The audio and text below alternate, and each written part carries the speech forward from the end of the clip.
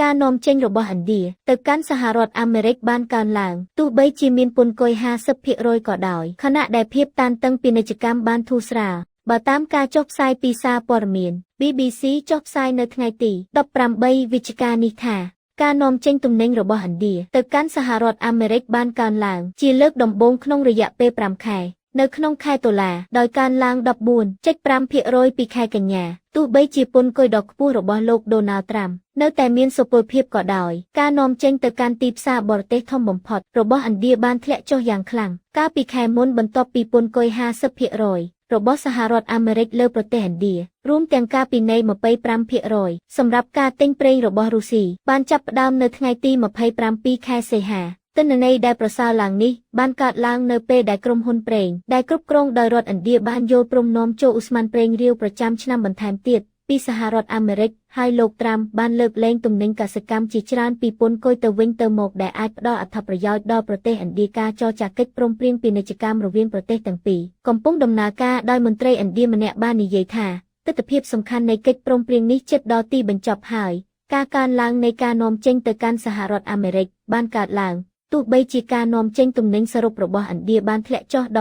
11.8% ពីមួយឆ្នាំទៅមួយឆ្នាំនៅក្នុងខែតុលាដោយទីផ្សារកំពូលទាំង15របស់ខ្លួនក្នុងចំណោមទីផ្សារកំពូលទាំង20បានឃើញការធ្លាក់ចុះនៃពាណិជ្ជកម្មទ្វេភាគីវិស័យដែលមិនជាប់ពន្ធដូចជា Smartphone និងថ្នាំពេទ្យអាចមានដំណើរការល្អប្រសើរជាងទោះបីជានេះនៅតែជាការលើកឡើងបណ្ដោះអាសន្នក៏ដោយលោកអាចារ្យស្រីវ៉ាស្ដាវ៉ាមកពីគំនិតផ្ទួចផ្ដើមស្រាវជ្រាវពាណិជ្ជកម្មសកលដែលជាក្រុមអ្នកគិតដែលមានមូលដ្ឋាននៅទីក្រុងដេលីបាននិយាយដោយធ្វើអត្ថាធិប្បាយលើតួលេខពាណិជ្ជកម្មចុងក្រោយបំផុតលោកស្រីវ៉ាស្ដាវ៉ាបានបន្ថែមថាទោះបីជាមានការងើបឡើងវិញនៅខែតុលាក៏ដោយការដឹកជញ្ជូនរបស់ឥណ្ឌាទៅកាន់សហរដ្ឋអាមេរិកបានធ្លាក់ចុះជិត 28.4% រវាងខែឧសភានិងខែតុលាដោយលុបចោលតម្លៃនាំចេញប្រចាំខែជាង 2.5 ពាន់លានដុល្លារប៉ុន្តែភាពតានតឹងពាណិជ្ជកម្មរវាងប្រទេសទាំងពីរហាក់ដូចជាថយចុះបន្តិចម្ដងបន្ទាប់ពីមានភាពមិនប្រាកដប្រជាជាច្រើនខែកាលពីថ្ងៃច័ន្ទឥណ្ឌាបាននិយាយថា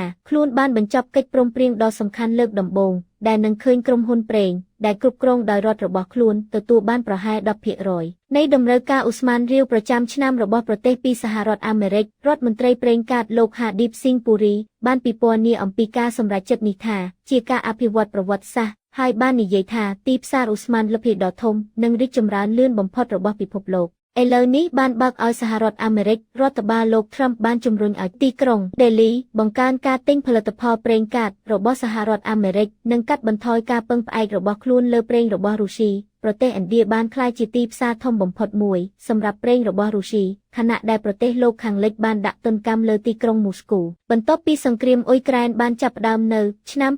2022កាលពីឆ្នាំមុនប្រទេសឥណ្ឌាបានទិញប្រេងឆៅរបស់រុស្ស៊ីចំនួន52.7 ពាន់លានដុល្លារដែលស្មើនឹង 37% នៃវិក័យប័ត្រប្រេងរបស់ខ្លួនប៉ុន្តែលោកត្រាំបានបញ្ជាក់ម្ដងហើយម្ដងទៀតថាប្រទេសនេះបានយល់ព្រមកាត់បន្ថយការទិញរបស់ខ្លួនដែលជាអ្វីដែលប្រទេសឥណ្ឌាមិនទាន់បានបញ្ជាក់ជាផ្លូវការនៅឡើយទីក្រុងដេលីកំពុងដើរលើខ្សែផ្កាទូតលើការនាំចូលថាមពលខណៈដែលប្រធានាធិបតីរុស្ស៊ីលោកវ្លាឌីមៀពូទីនត្រៀមខ្លួនធ្វើទស្សនកិច្ចទីក្រុងដេលីនៅដើមខែក្រោយដើម្បីបញ្ចប់កិច្ចព្រមព្រៀងនិងគម្រោងជាច្រើននេះបើយោងតាមរបាយការណ៍ក្នុងស្រុកយ៉ាងណាក៏ដោយការចរចាពាណិជ្ជកម្មរវាងឥណ្ឌានិងសហរដ្ឋអាមេរិកដែលជាប់គាំងអស់រយៈពេលជាច្រើនខែជុំវិញការបដិសេធរបស់ទីក្រុងដេលីក្នុងការកាត់បន្ថយការនាំចូលប្រេងរបស់រុស្ស៊ីឥឡូវនេះហាក់ដូចជាកំពុងដំណើរការយ៉ាងឆាប់រហ័សដំណាក់កាលដំបូងនៃកិច្ចព្រមព្រៀងពាណិជ្ជកម្មគឺជិតដល់ការបិទហើយប្រទេសឥណ្ឌាក៏ត្រូវបានកំណត់ឲ្យទទួលបានអត្ថប្រយោជន៍ពីការសម្រេចចិត្តរបស់សហរដ្ឋអាមេរិកក្នុងការកាត់បន្ថយពន្ធគយទៅវិញទៅមកលើផលិតផលកសិកម្មមួយចំនួនដូចជាតែកាហ្វេនិងគ្រឿងទេសដែលជាចលនាមួយដែលអ្នកវិភាគនិយាយថានឹងលើកលែងពន្ធប្រមាណ 1000 លានដុល្លារពីការនាំចេញផលិតផលកសិកម្មរបស់ឥណ្ឌាទៅកាន់សហរដ្ឋអាមេរិក